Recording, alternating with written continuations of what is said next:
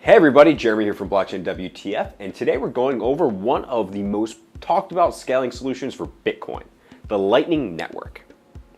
Blockchains show revolutionary potential when it comes to money and finance, but current restrictions such as scaling have limited the potential of Bitcoin to become an everyday currency.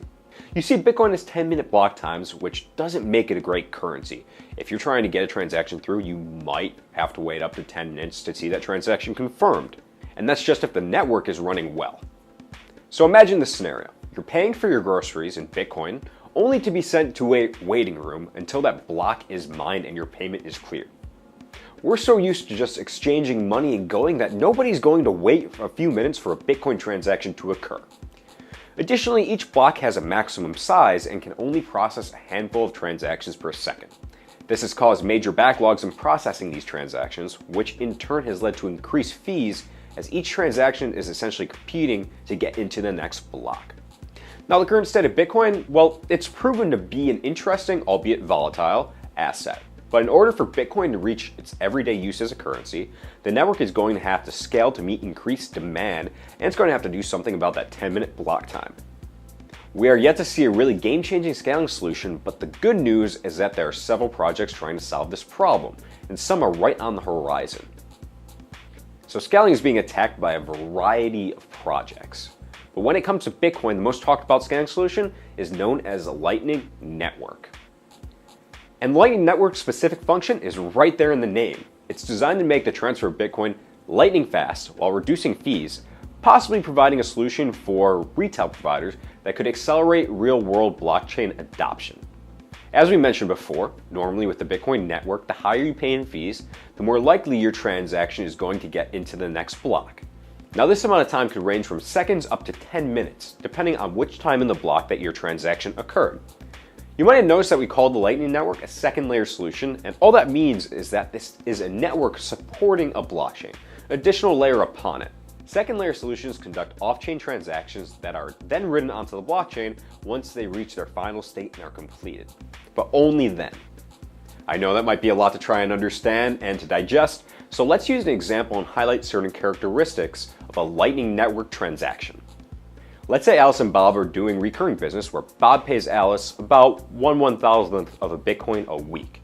Without the Lightning Network, the transaction would have to be completed every week on-chain, meaning that you would have to pay a fee for every single one of those transactions.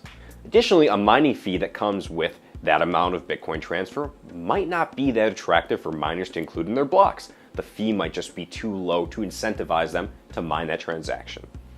And this might potentially delay the transaction.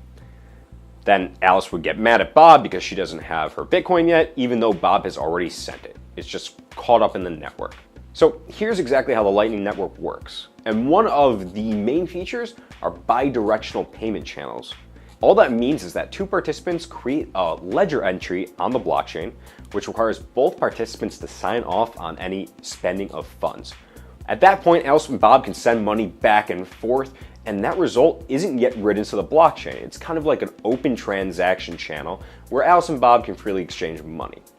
Essentially, a separate off-chain ledger is keeping track of the transfer of small amounts of money between Alice and Bob without writing it to that main ledger. Something cool to note, we mentioned they're bi-directional channels. It's not just where Bob can pay Alice, but Alice can pay Bob. So if you know you're going to be doing business with someone in two ways, you're paying them, they're paying you, the Lightning Network might be your answer. So every transaction between Alice and Bob updates in the subledger, but only the most recent version is valid, which is enforced by blockchain parsable smart contract scripting. So it can make sure, the blockchain can make sure that you actually have your funds. So the blockchain can actually make sure you're not overspending funds on these sub-channels. So whenever business is done, either party can choose to terminate the channel, and only then is the final result broadcast to the blockchain. And then only then will a fee have to be paid. While the Lightning Network looks promising, it's still in its infancy. It just launched its mainnet, and although there have been some successful transfers, there's still some bugs that have to be worked out. So our suggestion, if you're going to use a Lightning Network or run a Lightning node, use small amounts of money to start with just to test it out. But even though it's in its infancy, well, that just means it's in its infancy. It has room to grow. So I'm very excited to see what's in store for the Lightning Network in the future and to see if it can actually be a viable scaling solution for Bitcoin.